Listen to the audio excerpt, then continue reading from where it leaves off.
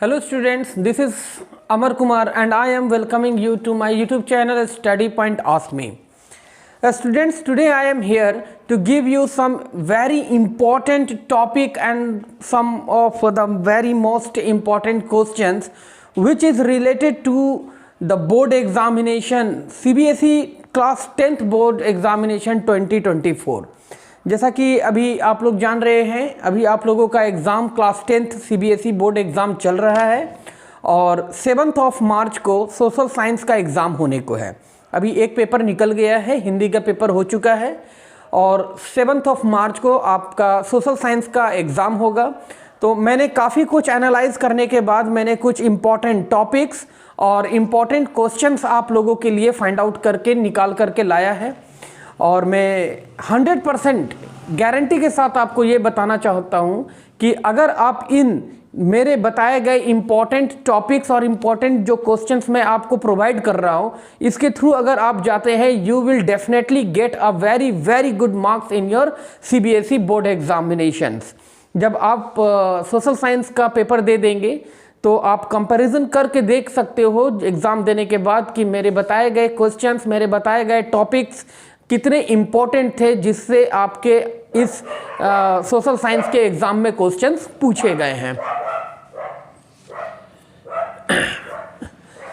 So as you can see here students, today I have got the topic CBSE class 10th board examination 2024 social science। मैं social science से related history, civics, geography और economics में चारों subject से आपको most important जो topic जिससे questions आने की संभावनाएं हैं और द मोस्ट इम्पॉर्टेंट क्वेश्चन जो आ सकते हैं वो मैं आपको प्रोवाइड करने जा रहा हूं।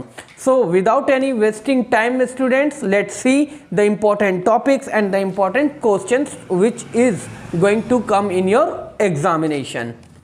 तो स्टूडेंट मैं सबसे पहले सोशल साइंस से मैं सबसे पहले आज की वीडियो में आपको हिस्ट्री से 20 मार्क्स के आपको हिस्ट्री से 20 मार्क्स, सिविक्स, ज्योग्राफी और इकोनॉमिक्स इन चारों पेपर से 20 मार्क्स के क्वेश्चंस पूछे जाएंगे और 1 बाय 1 एक एक करके मैं इन चारों सब्जेक्ट्स से 4 वीडियो के थ्रू आपको इम्पॉर्टेंट टॉपिक्स और इम्पॉर्टेंट क्वेश्चंस आपको प्रोवाइड कर दूंगा। आप सबसे पहले यहाँ देख सकते हैं, मैं आज इस वीडियो से आपको हिस्ट्री सब्जेक्ट से बता रहा हूँ कि वो 20 मार्क्स जो है वो किस चैप्टर से और किस तरह से आएंगे ये मैं बता देता हूँ। तो पहला जो चैप्टर है आपका rise of nationalism in Europe, ये बहुत ही इंपॉर्टेंट चैप्टर है स्टूडेंट्स और इससे आपका एक क्वेश्चन पूछा जाएगा 5 मार्क्स का। Only 1 question you will get from this chapter and that will be of 5 marks. अब वो जो क्वेश्चंस होंगे वो किस टॉपिक से और क्या हो सकता है, किस तरह के क्वेश्चन हो सकते हैं, ये मैं आपको रीड करके, ये मैं पूरे एनालाइज करके मैंने कई सैंपल्स है ना, यहाँ तक कि पिछले कुछ 3-4 साल के जो सीबीएसई बोर्ड के जो क्वेश्चन हुए हैं उन सभी को भी मैंने एनालाइज किया है, कई सैंपल पेपर्स को भी मैंने एनालाइज किया है और कुछ मैं अपने अनुभव के अनुसार कुछ इम्पोर्टेंट क्वेश्चंस निकाल करके आप लोगों को प्रोवाइड कर रहा हूं और मैं उम्मीद करता हूं स्टूडेंट्स कि ये सारे कुछ क्वेश्चंस और ये इंपॉर्टेंट टॉपिक्स जो है अगर आप इसको बेहतर तरीके से प्रिपरेशन कर लेते हो, no one is going to stop you to get the higher marks in social science students. Okay, so first of all I am going to give you the important questions from the chapter The Rise of Nationalism in Europe। तो इस chapter से आप देखिएगा, पहला जो है topic the causes of conflict in the Balkan area after 1871। 1871 के बाद बाल्कन एरिया में जो भी कॉन्फ्लिक्शन हुआ है ना, उसके मेन रीजन क्या है, मेन कारण क्या है, कॉजेस क्या है, ये पढ़ लीजिएगा स्टूडेंट। देखिए ये बाल्कन रीजन से 1-2 क्वेश्चन जो है वो बहुत ही इंपॉर्टेंट होते हैं, है ना, 2 से 3 क्वेश्चन जो है वो यहाँ से बनते हैं बाल्कन रीजन से। ठीक है, तो ये टॉपिक जो है वो बहुत इंपॉर्टेंट है। सेकंड है the main aim of French revolution, आपने 9th क्लास में भी पढ़ा, फ्रेंच रिवॉल्यूशन पर पूरा एक चैप्टर था, तो यहाँ भी है थोड़े बहुत जो है, चूंकि हम लोग यहाँ पर rise of nationalism in Europe पढ़ रहे हैं तो वहाँ पर फ्रांस की जिक्र होगी ही। तो main what was the main aim of French revolution, ये आप लोग प्रिपेयर कर लीजिएगा। ठीक है, and next one is why did nationalist tensions emerged in the Balkans, ये एक बहुत ही इंपॉर्टेंट क्वेश्चन है स्टूडेंट्स, ये बहुत बहुत इंपॉर्टेंट, एकदम कह सकते हैं आप VBI क्वेश्चन है। Why did nationalist tension emerge in the Balkans, Balkans region में नेशनलिस्ट टेंशन जो है वो क्यों इमर्ज हुआ।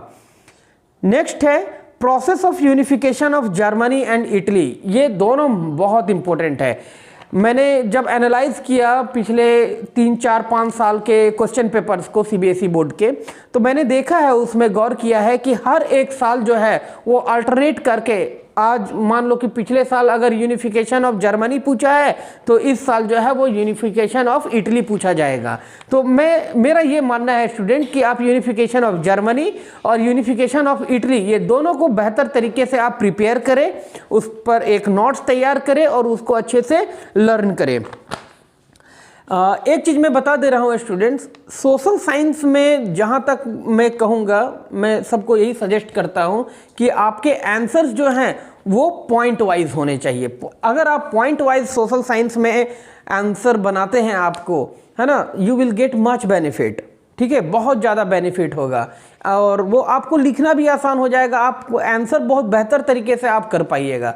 पैराग्राफ में अगर आप जाइएगा, that is not going to help you, that will not help you to get higher marks, better marks, है ना, वहाँ आपके मार्क्स जो है वो लूज हो जाएंगे, मार्क्स कट सकते हैं। लेकिन अगर आप पॉइंट वाइज बना कर देते हो, you will definitely get the benefit।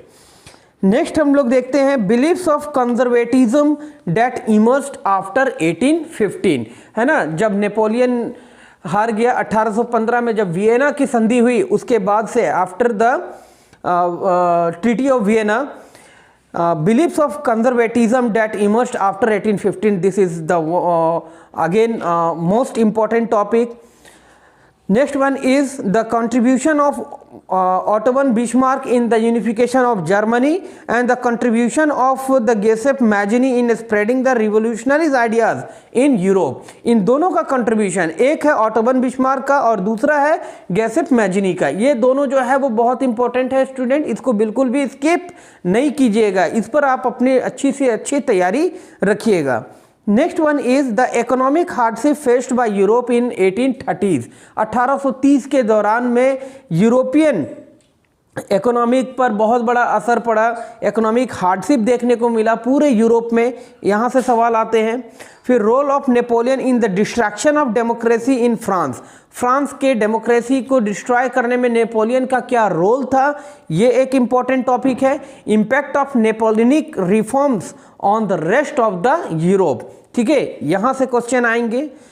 फिर नेक्स्ट है main aim of French revolutionaries, है ना, एक मैंने बताया था main aim of the French revolution, और एक ये भी क्वेश्चन है main aims of the French revolutionaries. ये देख लीजिएगा students. Ideology of the liberalism during the early 19th century, early शुरुआती 19वीं शताब्दी में वो कौन से आइडियोलॉजीज थे लिबरलिज्म्स के, है ना, जो इम्पैक्ट में हुए, ये चीज़ देखिएगा। Main aim of treaty of Vienna of 1815, है ना, नेपोलियन के हारने के बाद जो ट्रीटी ऑफ वियना हुई, जो वियना की संधि हुई, उसका मेन एम क्या था, यहाँ से आप तैयार कर लीजिएगा। नेक्स्ट है ग्रीक वॉर ऑफ इंडिपेंडेंस, ठीक है, ग्रीक वॉर ऑफ इंडिपेंडेंस से एक सवाल उठता है, एक सवाल बनता है। फिर है role of women in the nationalist struggle, ये बहुत इंपॉर्टेंट क्वेश्चन है ना, महिलाओं का योगदान क्या था नेशनलिस्ट स्ट्रगल मूवमेंट में, ये चीज़ आप पढ़ लीजिएगा। और उसके बाद एक है Slavic nationalist struggle in the 19th centuries, और फिर उसके रीज़न। तो ये कुछ इम्पॉर्टेंट टॉपिक्स थे, इम्पॉर्टेंट क्वेश्चंस थे जो मैंने आपको बताया, rise of nationalism in Europe से आ सकते हैं। डेफिनेटली इन्हीं टॉपिक से आपके क्वेश्चन आएंगे, और कोई टॉपिक इससे मतलब बाहर से नहीं है, और बाहर से कोई क्वेश्चन आने वाला नहीं है। ठीक है स्टूडेंट्स, अब चलते हैं हम लोग अगले चैप्टर में। तो अगला चैप्टर है नेशनलिज्म इन इंडिया। एक चीज़ मैं बोल दूं कि जो कुछ भी मैं आपको अभी ये बोल करके डील कर रहा हूं, मैं बता रहा हूं, मैं चाहूँगा कि आप लोग अपने अपने नोट्स कॉपी और पेन ले ले, और जो क्वेश्चन जो मैं इंपॉर्टेंट टॉपिक्स में बोल रहा हूं उनको आप मेंशन कर ले, उससे क्वेश्चंस को देखें, सैंपल में दिए हुए हैं, है ना, आप उसको नोट करें, उस पर आंसर बनाएं। अगर मुझसे कोई अगर हेल्प आपको चाहिए होगी तो आप कमेंट बॉक्स में लिख करके मुझे बता सकते हैं। I will try to give you the proper answer related to all these topics and related to all these questions. चलिए स्टूडेंट्स, अब देखते हैं अगला चैप्टर, नेशनलिज्म इन इंडिया। तो नेशनलिज्म इन इंडिया से एक क्वेश्चन आपके 3 मार्क्स के पूछे जाएंगे और 2 क्वेश्चन जो होंगे वो मैप वर्क से रिलेटेड होंगे। मैंने मैप वर्क से रिलेटेड आपका ज्योग्राफी का और आपका हिस्ट्री का मैं पहले भी आपको प्रोवाइड कर चुका हूं। आप मेरे चैनल पे शॉर्ट्स वीडियो में आप इसको ढूंढ करके देख सकते हो, और नहीं तो मैं कोशिश करूंगा एक पूरा प्रॉपर एक वीडियो आपको सिर्फ मैप से रिलेटेड आपको प्रोवाइड कर दूं। ठीक है, तो देखते हैं स्टूडेंट्स, एक क्वेश्चन आपका इस चैप्टर से आएगा जो कि 3 नंबर का होगा और 2 क्वेश्चन जो होंगे वो मैप वर्क से रिलेटेड होंगे। तो जो वो 3 नंबर के जो क्वेश्चन होंगे, एक क्वेश्चन है ना, वो किन किन टॉपिक से आ सकते हैं इसको देख लेते हैं। Non cooperation movement, why this non cooperation movement started by Gandhi ji. Non cooperation movement आप लोग अच्छी तरीके से तैयार कीजिएगा। गांधी जी ने नॉन कोऑपरेशन मूवमेंट को क्यों स्टार्ट किया था, what was the reason behind this, what was the main aim behind this, ये इंपॉर्टेंट है। Next one is the Jallianwala Bagh incident, describe करना है, उसको बताना है कि ये इंसिडेंट क्या था, कैसे हुआ, कब हुआ। ठीक है, next one is the reason for starting the Khilafat movement. Khilafat movement start करने के पीछे का कारण क्या था और इसके दौरान में क्या क्या घटनाएं हुई, ये आप लोग तैयार करना होगा।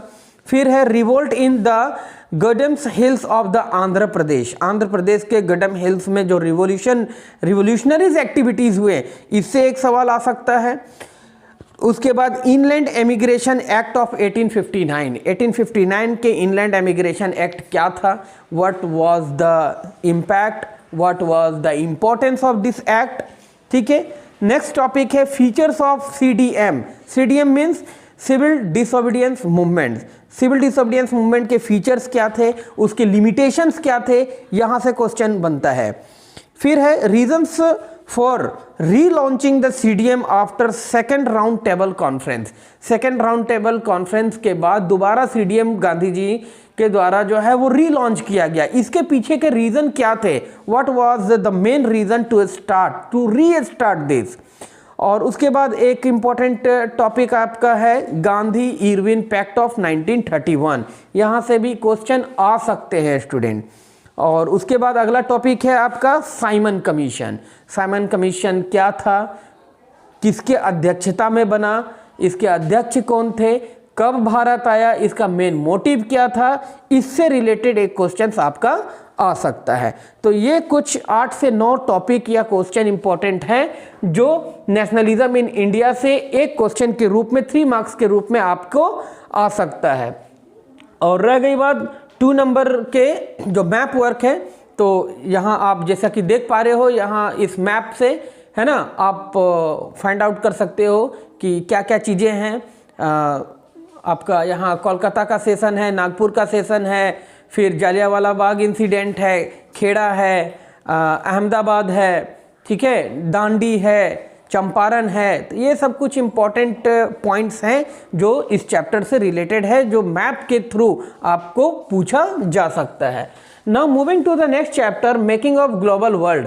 तो मेकिंग ऑफ ग्लोबल वर्ल्ड से एक क्वेश्चन आपका एमसीक्यू के रूप में होगा, ठीक है, और एक क्वेश्चन आपके होंगे जो 2 मार्क्स के होंगे। तो वो जो 2 मार्क्स के जो क्वेश्चंस होंगे इस चैप्टर से रिलेटेड, उसको मैं यहाँ पर डील कर देता हूँ, वो किस टॉपिक से और क्या हो सकता है।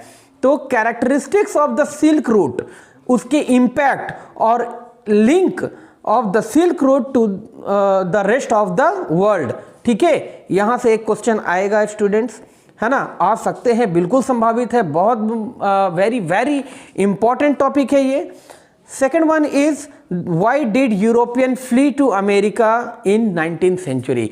कई यूरोपियन जो है वो 19वीं शताब्दी में यूरोप को छोड़ करके अमेरिका में शिफ्ट हुए, कारण क्या था, what was the reason behind this, है ना, यहाँ से एक क्वेश्चन हो सकता है।